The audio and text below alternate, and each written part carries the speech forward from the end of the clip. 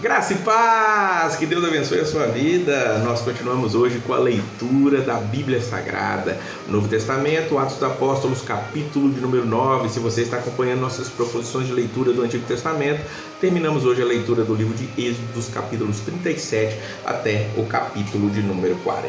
No capítulo 9 nós vamos ver a conversão de Saulo, a conversão, uma das mais espetaculares, aqui com certeza virou de cabeça para baixo este mundo, onde este que se converte, ele deixa a maior parte do Novo Testamento, uma boa parte do Novo Testamento, o que são as convenções doutrinárias das nossas igrejas hoje, escritas aqui para nós. E foi uma conversão especial. Saulo ainda estava respirando ameaças de morte contra os discípulos do Senhor. Ele vai até o sumo sacerdote, pede cartas para ir a Damasco, nas sinagogas, e ali ele poder perseguir aqueles que eram do caminho. Veja que os cristãos ainda não eram chamados de cristãos nessa época, eram chamados de o caminho ou do caminho, e ele queria pegar homens e mulheres e levá-los presos para Jerusalém, e lhe é concedido que fizesse isso. No caminho para Damasco ele se encontra com Jesus. O versículo 3 diz para nós que uma luz brilhou ao seu redor, ele cai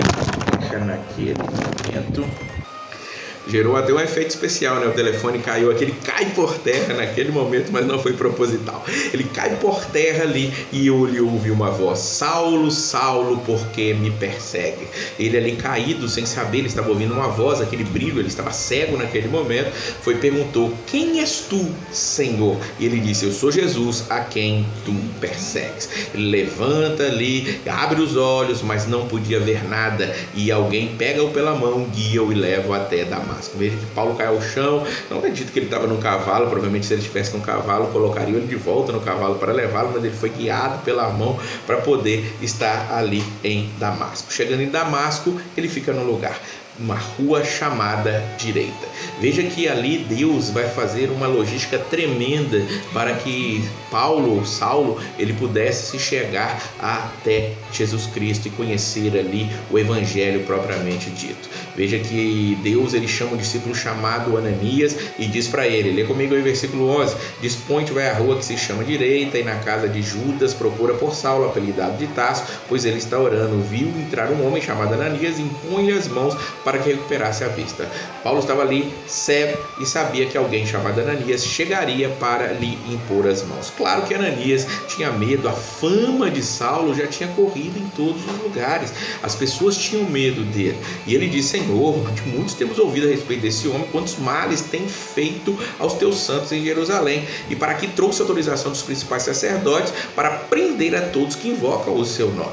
E ali Ananias coerentemente vai ter essa pequena discussão com o Senhor, mas ele vai ouvir o que o Senhor tem para dizer para ele. Vai, versículo 15, vai, porque este é para mim um instrumento escolhido para levar o meu nome perante os gentios e reis, bem como perante os filhos de Israel, pois eu lhes mostrarei quanto lhe importa sofrer pelo meu nome. E ali Ananias segue a orientação de Deus, a orientação de Jesus. Ele vai até ali, ele ora por Paulo, batiza Paulo, Paulo fica cheio do Espírito Santo, conforme nos diz o versículo de número 17. E assim que ele começa a ver ali, começa a se recuperar depois daquele momento que ele ficou ali 3 dias, 3 noites sem comer, sem beber, ele se levanta, ele fica em Damasco e alguns dias com os discípulos. E logo, diz o versículo 20, pregava nas sinagogas a Jesus, afirmando que este é o Filho de Deus, e todos ouviam, estavam atônitos. Aquele homem tinha chegado ali para acabar com aquilo que Jesus estava ensinando, que Jesus tinha ensinado, que os discípulos estavam levando, e agora ele está pregando a Jesus Cristo, ensinando e demonstrando que Jesus é o Cristo realmente. Que coisa maravilhosa é uma conversão, é justamente o que acontece. Claro que nem todos nós tivemos uma conversão tão maravilhosa quanto essa de cair ao chão, ficar cego e tal. Na maioria das vezes hoje não acontece dessa maneira, mas há essa mudança, uma mudança de vontade, uma mudança de pensamento.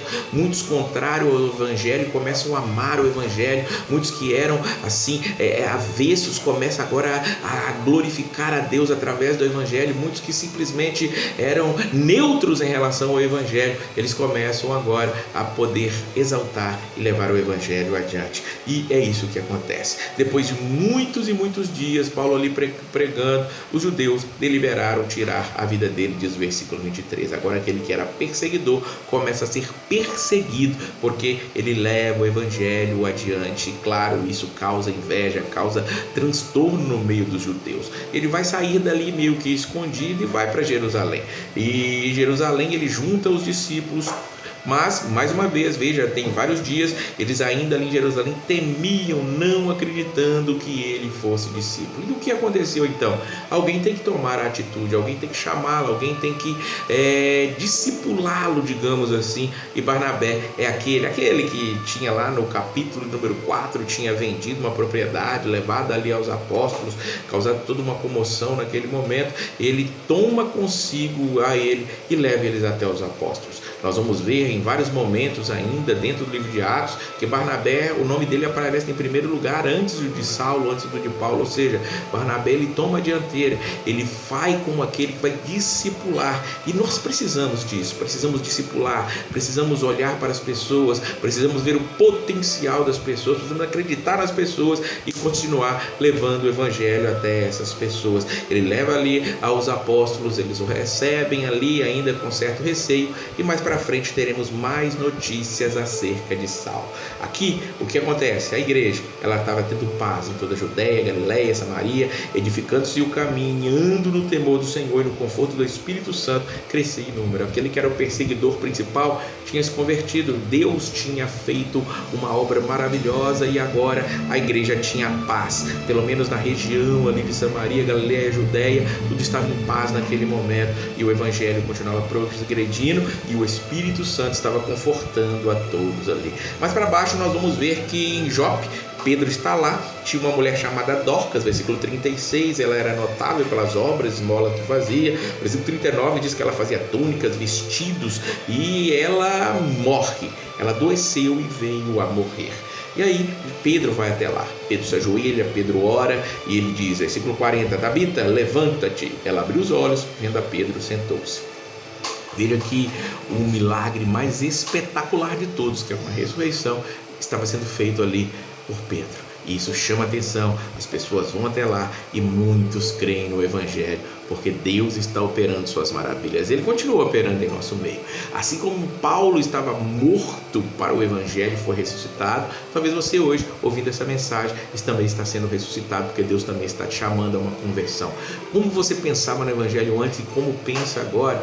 Como foi a sua conversão? Quiser, deixa aí nos comentários, eu quero ouvir a sua história, o seu testemunho, em poucas palavras, diz para nós como foi que Deus transformou a sua vida. Eu era ateu e Deus me chamou em um dado momento e aqui estou eu para levar o evangelho e te chamar também para poder crer nele. Que Deus abençoe a sua vida sempre e a paz do Senhor.